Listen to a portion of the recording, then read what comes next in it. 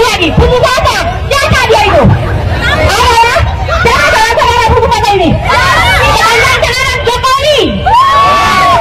Dia harus dimasukkan satu suara. Bila kita tidak memajukan Gibran, maka sudah pasti tuntutan kita pasti menang.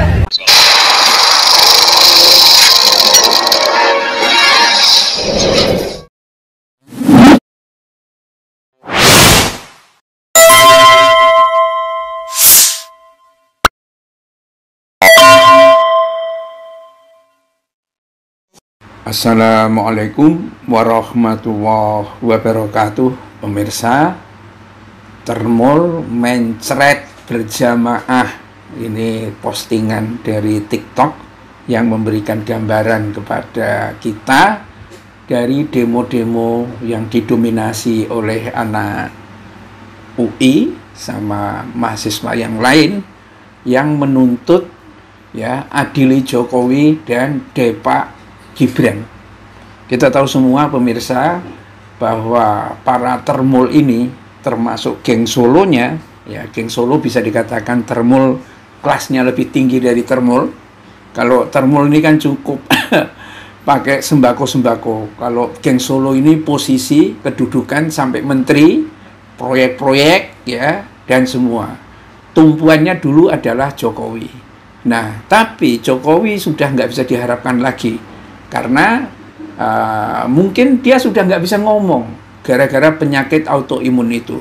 Bahkan dalam beberapa hari terakhir atau minggu terakhir, ya sejak 25 Agustus itu betul-betul nggak pernah kelihatan Jokowi itu.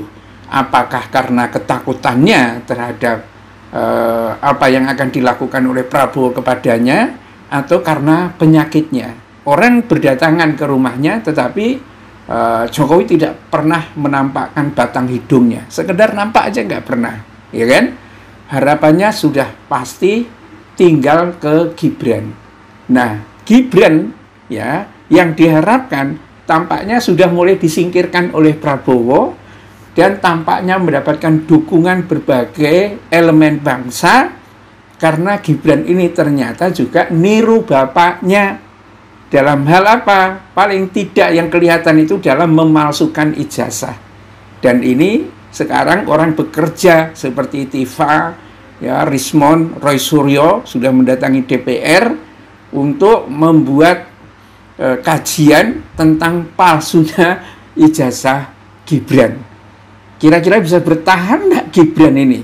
Karena jabatan apapun, kalau dia menggunakan dokumen pemalsuan, bukan hanya harus dipecat gitu kan, tetapi bahkan dia harus dipenjara. Ya, sementara kelihatannya Prabowo lebih oke dengan AHY. Ini ngeri nih nasibnya termul-termul yang ada ini. Kalau sampai Gibran itu didepak dari istana, terus seperti apa?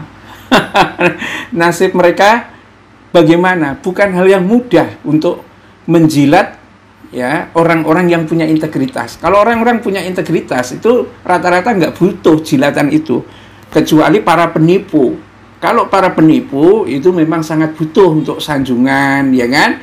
Jilatan, wah bapak hebat loh, baik sama orang ini dan lain sebagainya, karena jiwanya sakit. Tapi kalau orang yang punya integritas, ya ada orang mendekat, tidak ada kapasitasnya dan sebagainya, tiba-tiba menjilat, itu kalau dalam ajaran Islam itu perlu ditimpuk dengan pasir itu mulutnya, karena mereka itu sangat berbahaya dengan jilatan-jilatan itu.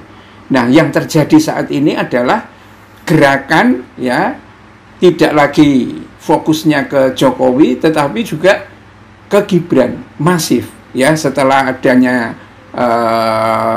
300-an jenderal TNI memberikan surat kepada DPR, kepada Prabowo supaya dimaksulkan itu Gibran.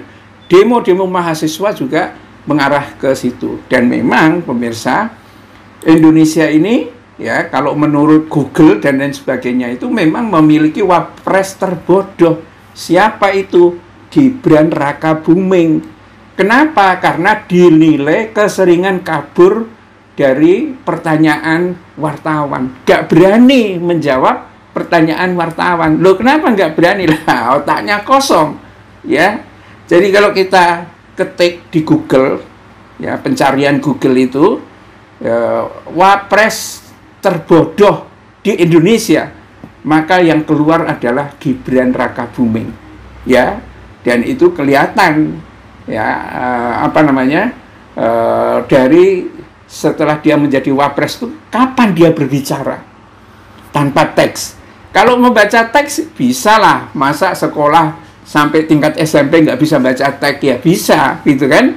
Tapi kalau teksnya itu ditutup, kemudian dia menghadapi audiensi menjawab pertanyaan, remuk dia, nggak berani.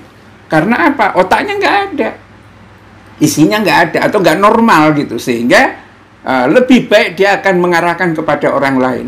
Tapi kenapa dia menjadi tumpuan dari para geng Solo ini? Ya, ada sejumlah menteri dan lain sebagainya itu kalau Gibran datang, wow, kayak apa saja kan gitu kan? Ya, karena kalau Gibrannya itu bodoh, nanti orang-orang itulah yang akan berebut untuk mengendalikan kekuasaan. Ya kan? Gibran mungkin cukup dengan hanya sekedar menjadi presiden kalau rencana mereka itu berhasil. Ya, pengendali sesungguhnya ya curut-curut ini yang akan menjarah kekayaan Indonesia itu.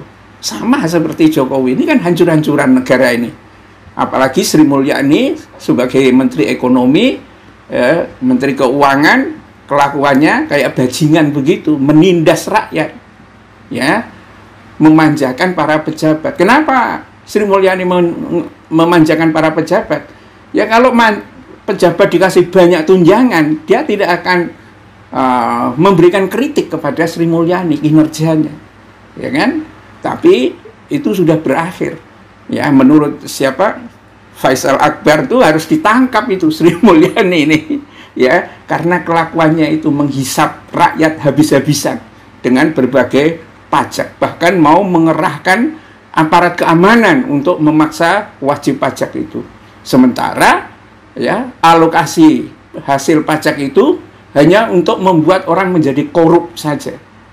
Ya, dikutuk banyak orang ini Sri Mulyani. Nah, model-model kayak begini inilah yang tampaknya akan diharapkan bisa menjaga geng Solo itu, ya. Tetapi nasibnya kayaknya habis itu kalau Gibran, ya, yang dikenal sebagai wapres terbodoh. Ini saya kutip dari detik1.com dan itu Google juga memberikan jawaban seperti itu, yang memang tampaknya tidak bisa bertahan lebih lama lagi, ya. Apalagi Prabowo sudah punya alasan yang cukup, ya, ketika intelijennya bekerja dengan normal, tahu siapa yang menunggangi demo rusuh yang mau mendelegitimasi kekuasaan Prabowo, itu cukup bagi Prabowo untuk menendang mereka semua yang terlibat. Apa artinya? Ya sudah, ya, para termul itu menjerit berjamaah, mencret berjamaah, apalagi dukungan mahasiswa, ya, terhadap pemerintah supaya singkirkan Gibran ini menggema di mana-mana. Coba bayangkan, ya kan, uang triliunan segitu banyaknya yang dikumpulkan oleh Jokowi tidak bisa menyelamatkan dirinya dan anaknya. Dan memang tidak tahu, ya pemirsa, karena Gibran ini juga memang mungkin dia juga tidak menginginkan bahwa dirinya itu menjadi wapres dan lain sebagainya, main mobil-mobilan atau apa gitu mungkin kelasnya itu. Tetapi karena dipaksa oleh keadaan ini, dan mungkin orang yang paling bahagia kalau Gibran itu disingkirkan adalah Gibran itu sendiri. Hore, saya tidak jadi wakil presiden lagi, bisa main mobil-mobilan. Billahi taufiq wal hidayah. Assalamualaikum warahmatullahi wabarakatuh.